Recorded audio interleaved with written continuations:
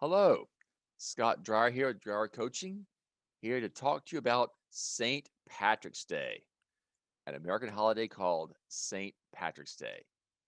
And this is a picture I took a few years ago from a St. Patrick's Day celebration downtown in my hometown of Roanoke, Virginia. And you'll see lots of people wearing green clothes. These guys are here just playing music just for fun. We call it spontaneous St. Patrick's Day.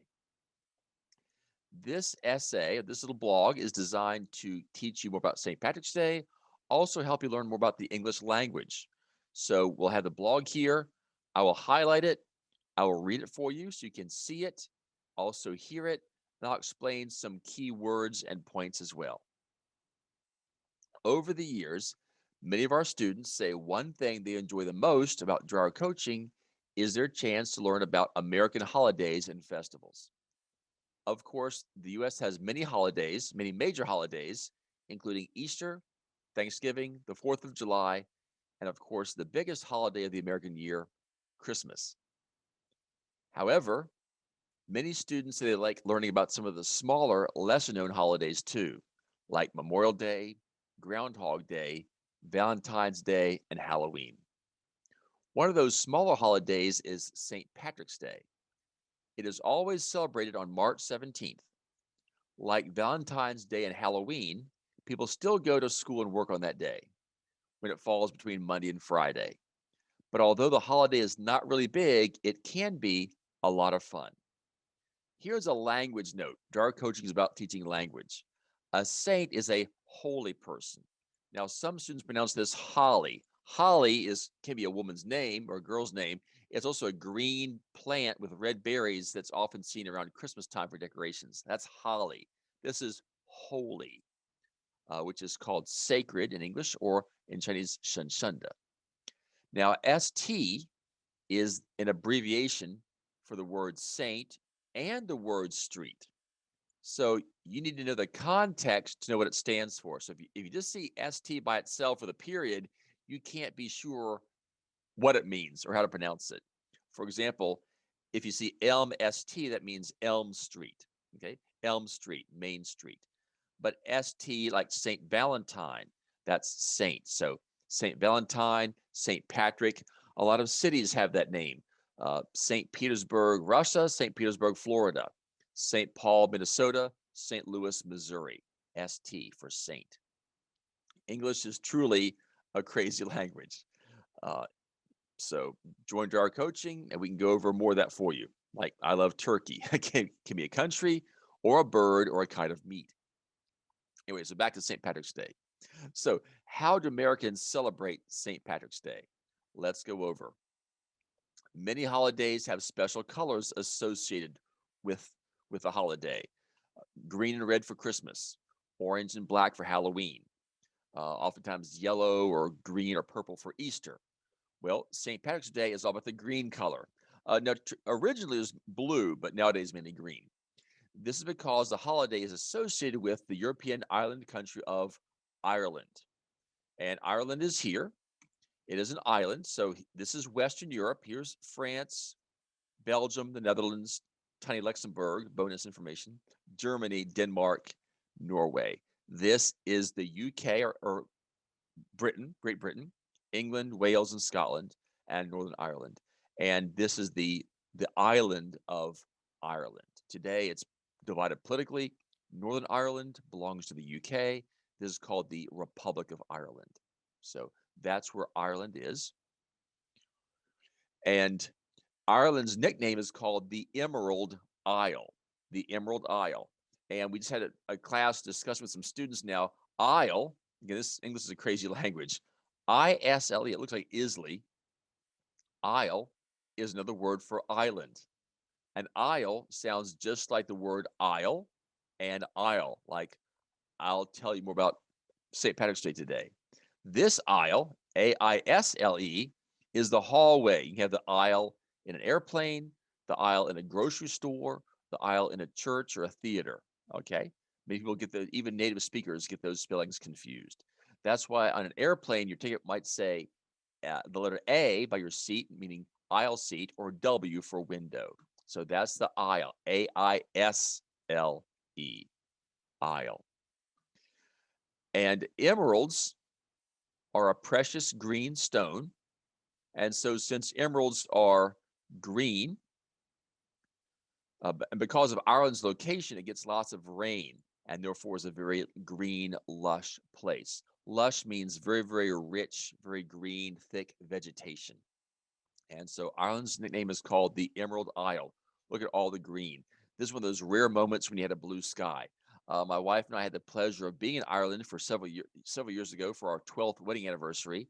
Had a wonderful time, and it rained at least a little bit every day but one. Now it didn't rain all day; it'd be rain and sun, back and forth. But we had at least some rain every day but one in about a week and a half period. So that's what's called the Emerald Isle. Lots of rain, lots of green, lush vegetation. So let's go through what are some ways Americans celebrate. So many Americans wear green on that day, like this young man here. Okay, with his little sporting his little cap as well.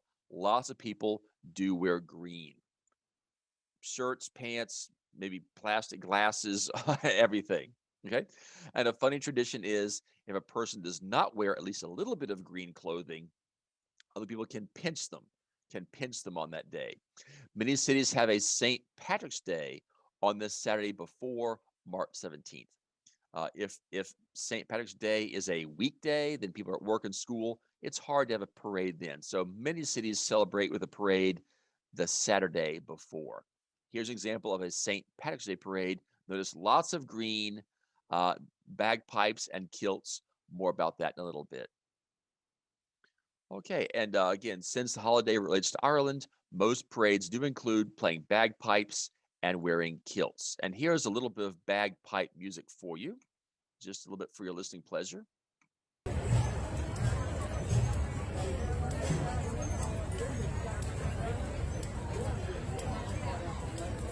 Let's go back here at that.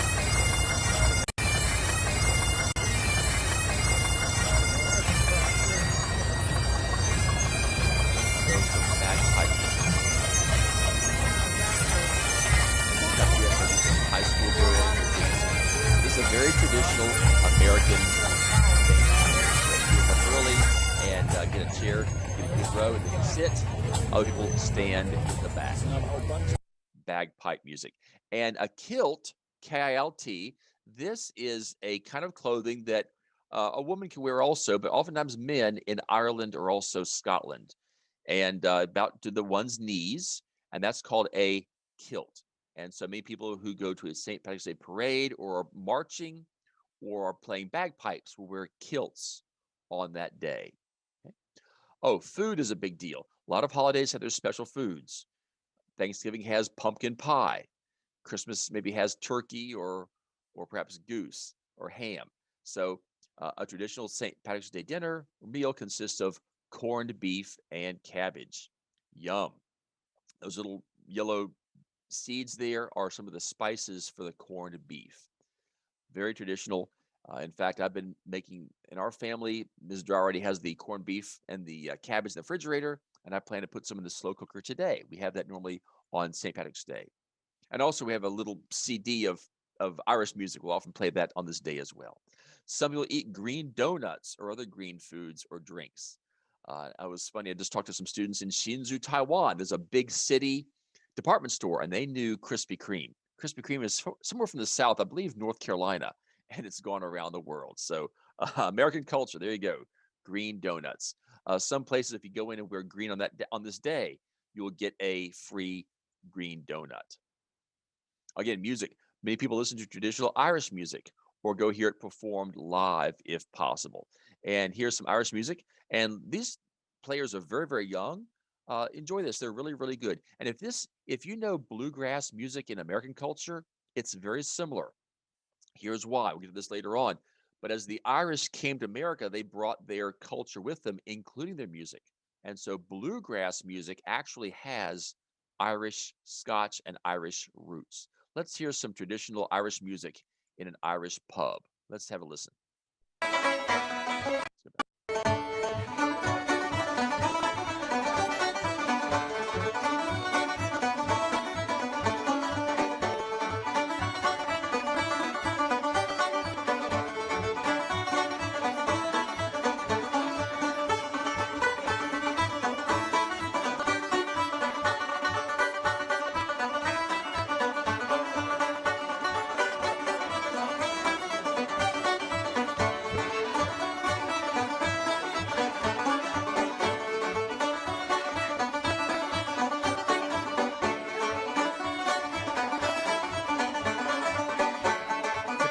Irish pub.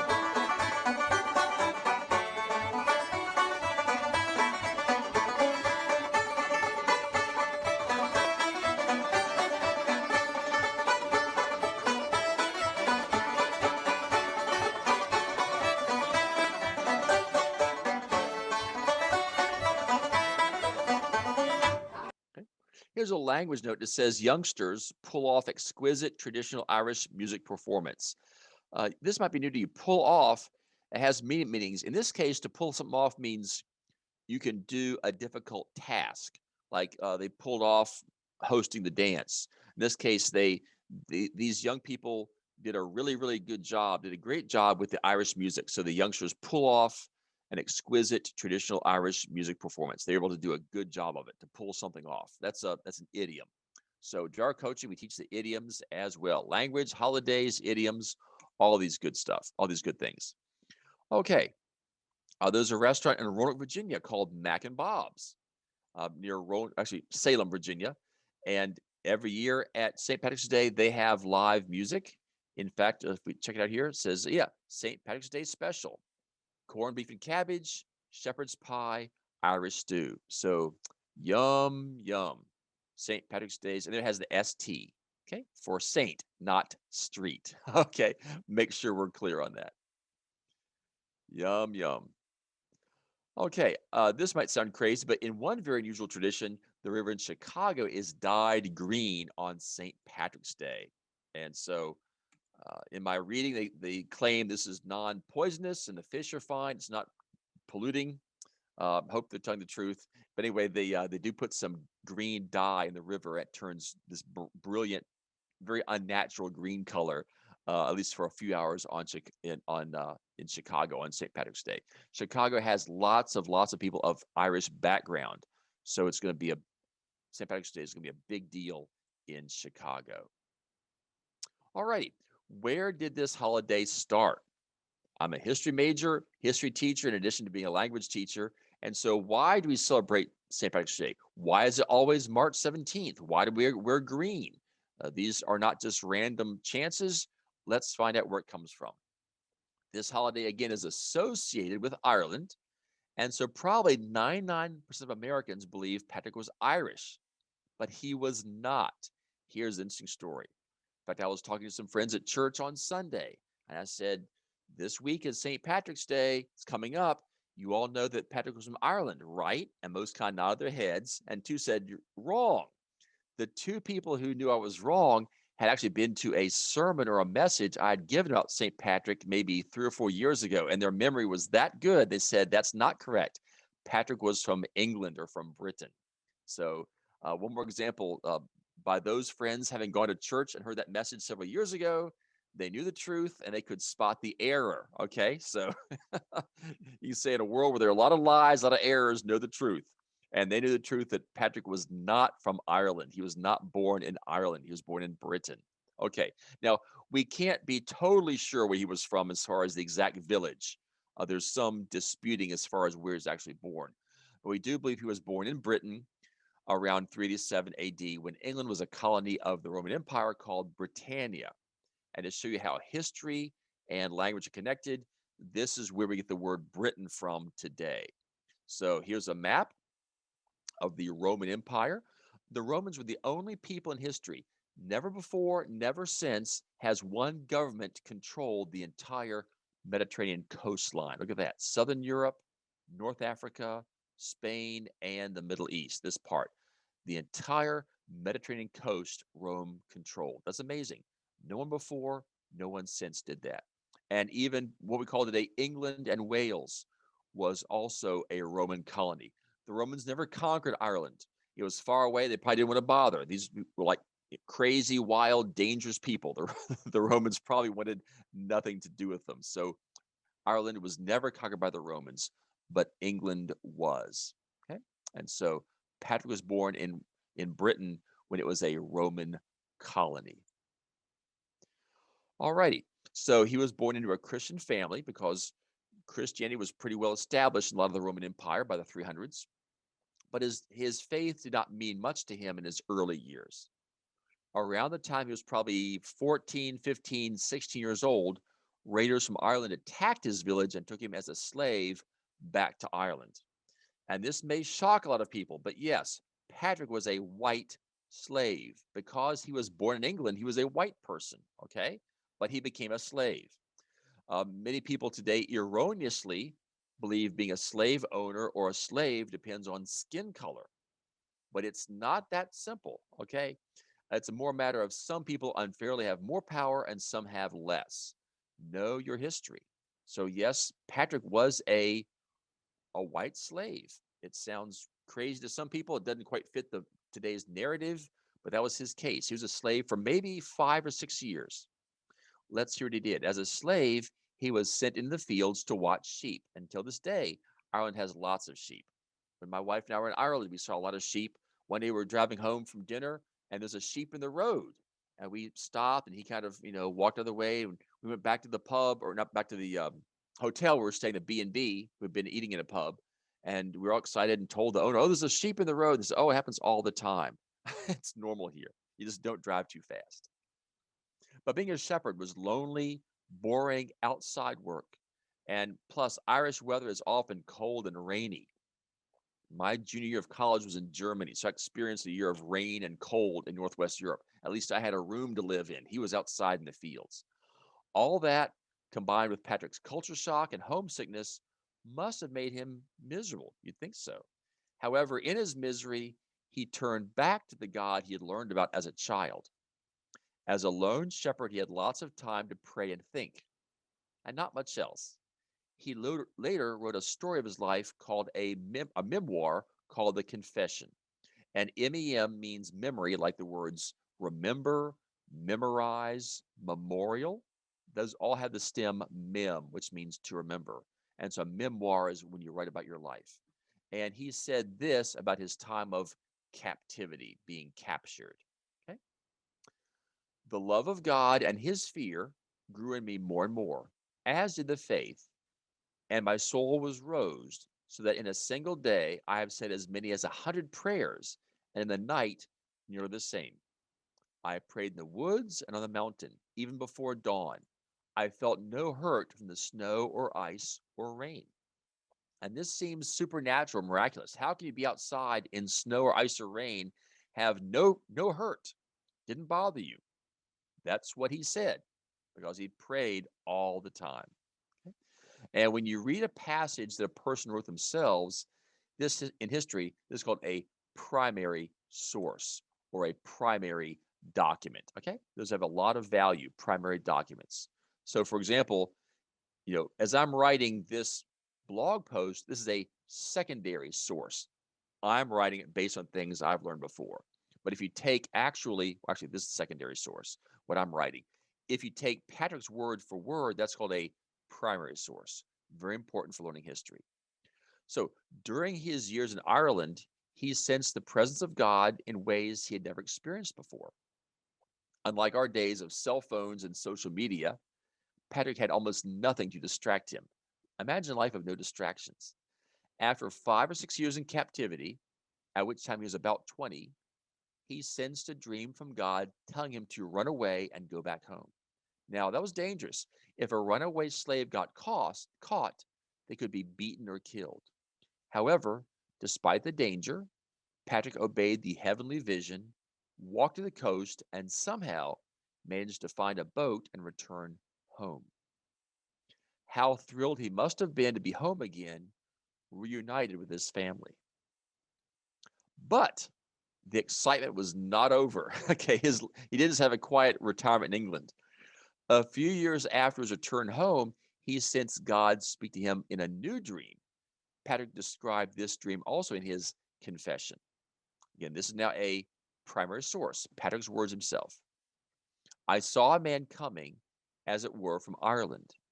His name was Victoricus, and he carried many letters, and he gave me one of them. I read the heading, The Voice of the Irish. As I began the letter, I imagined in that moment that I heard the voice of those very people who were near the wood of Falkland, which is beside the western sea, and they cried out as with one voice, we appeal to you, holy servant boy. There's the word holy again. to come and walk among us. Walk among us. So imagine that after being kidnapped by the British, being held as a slave for years, and risking his life to get back to safety, God tells him to go back to the Irish and teach them about God and the Bible. Wow, surprise, surprise, surprise. Again, Patrick obeyed the heavenly vision despite the danger, returned to Ireland, this time not as a slave, but as a volunteer. He went back on his own will.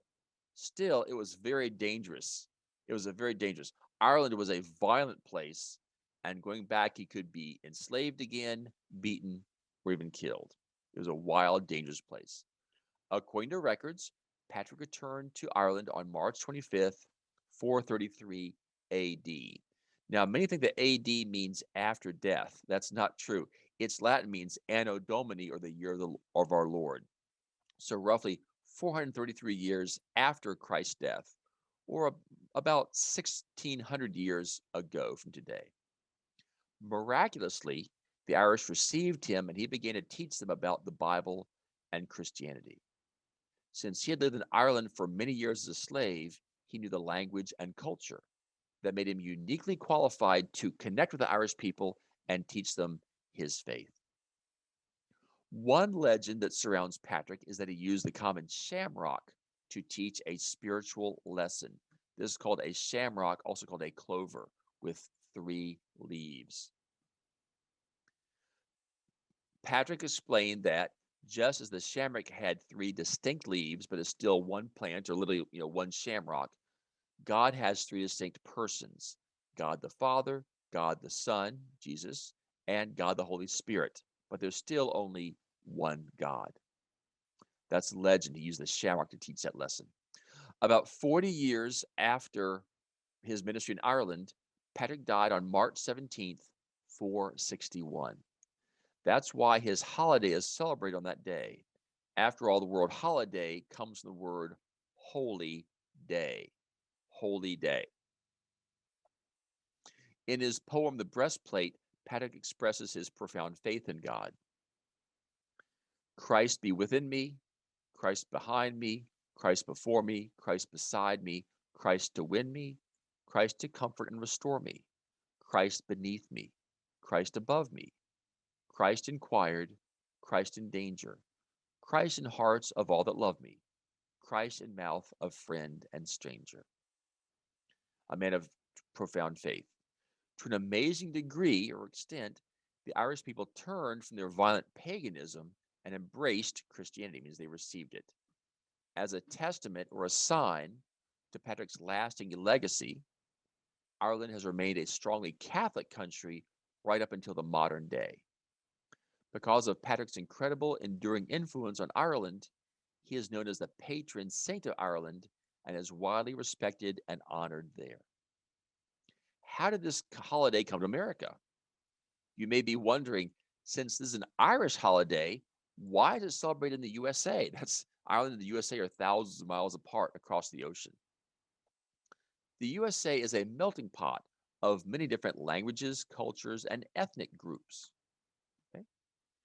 For example, my wife is Taiwanese. It still continues today. In the early 1800s, there was a potato blight disease that caused widespread hunger in Ireland.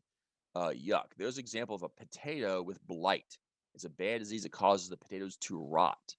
At that point, the potato was the main staple food of Ireland. So when the potatoes all rotted, many were starving to death. As a result, millions of Irish left their homes and made the long, difficult voyage to America by ship.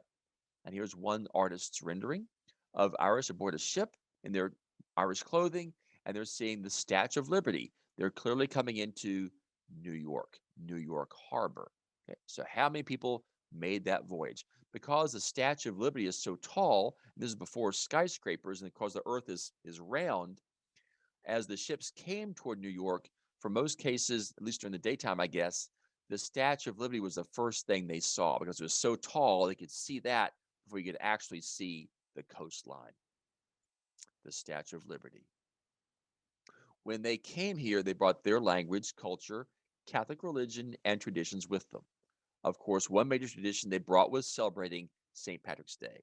Okay, now Halloween and jack o' lanterns. So when you take a pumpkin and carve it, it's called a jack o' lantern. Halloween and jack o' lanterns are also Irish traditions in America. Over more than 150 years, there's been much mixing and intermarriage among the ethnic groups in the U.S. today. So people of Irish background married Italians and Germans and American Indians and blacks and different Hispanics, much mixing. So today, even many people who have little or no Irish blood like to wear green and celebrate St. Patrick's Day. So it really is very, very American. So now you know more about St. Patrick's Day. Does it sound fun to you? Alrighty. And if you want to know more about American holidays and English language, come to Dryer Coaching. We'd love to have you. Contact me, Scott Dryer, and we'll hear what your goals are and make a plan for you. So, Dryer Coaching, like today's lesson, you learn about holidays, culture, history, geography, religion, traditions. Again, lots of vocabulary as well. So, love to have you join us at dryercoaching.com. Thanks for watching. And on this St. Patrick's Day, I wish you a very happy St. Patrick's Day. Again, thank you so much for watching and hope to see you soon online. Bye.